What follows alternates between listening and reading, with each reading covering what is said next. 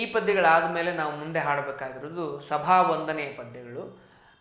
ನಾವು ಈ ತರಗತಿಯನ್ನು ಆರಂಭ ಮಾಡಿದ್ದೆ ಮುಖತೋ ಪೂರ್ಣಚಂದ್ರಶೇನು ಸಭಾವಂದನೆಯ ಪದ್ಯದೊಂದಿಗೆ, ಕಲ್ಯಾಣಿ ರಾಗದಲ್ಲಿ ಹಾಡಿದ್ವಿ ಅದನ್ನು. ಅದಾದ ಮೇಲೆ ಇನ್ನೊಂದು ಸಭಾವಂದನೆಯ ಪದ್ಯ ಇದೆ, ಅದು ಮಧ್ಯಮವತಿ ರಾಗದಲ್ಲಿ ಹಾಡುತ್ತೇವೆ. ಅದರ ಛಂದಸ್ಸು ಶಾರ್ದೂಲ ವಿಕ್ರೀಡಿತ ವೃತ್ತ ಅಂತ ಕರೀತಾರೆ.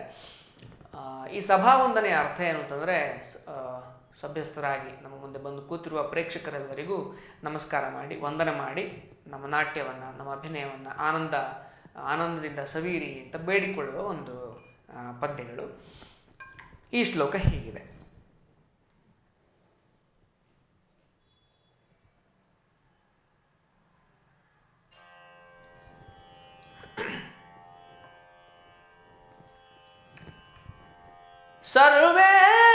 ಸರ್ವೇಷಾಂ ಪರಿಪೂಜಿತಾಂ ಸರ್ವೇಷಾಂ ಪರಿಪೂಜಿತಂ ಕ್ಷಮಕರಂ ಸರ್ವೋಪಕಾರೋದಯಂ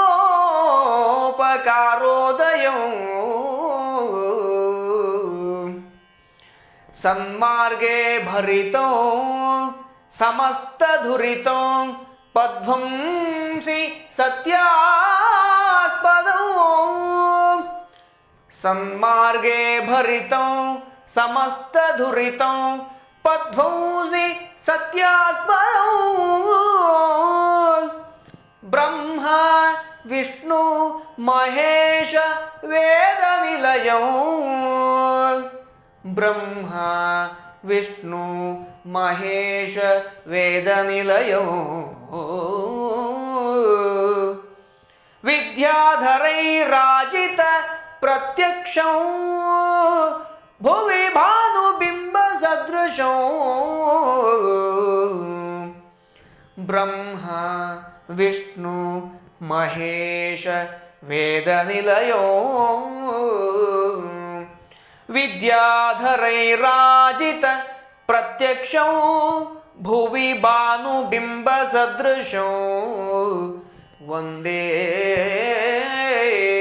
ಸಭಾಮಂಡಲಂ ವಂದೇ ಸಭಾಮಂಡಲಂ. ನೀವು ಗಮನಿಸಿರ್ಬೋದು, ಈ ಸಭಾಲಕ್ಷಣದ ಶ್ಲೋಕಗಳಲ್ಲಿ ನಾವು ಅದನ್ನು ತಾಳಬದ್ಧವಾಗಿ ಹಾಡ್ತಾ ಇಲ್ಲ. ಅವುಗಳು ತಾಳದಲ್ಲಿ ರಚನೆ ಆಗಿರೋದಿಲ್ಲ, ಅವುಗಳನ್ನು ತಾಳ ಇಲ್ಲದೆ ವಿತಾಳದಲ್ಲಿ ಹಾಡ್ತೇವೆ. ಅಂದರೆ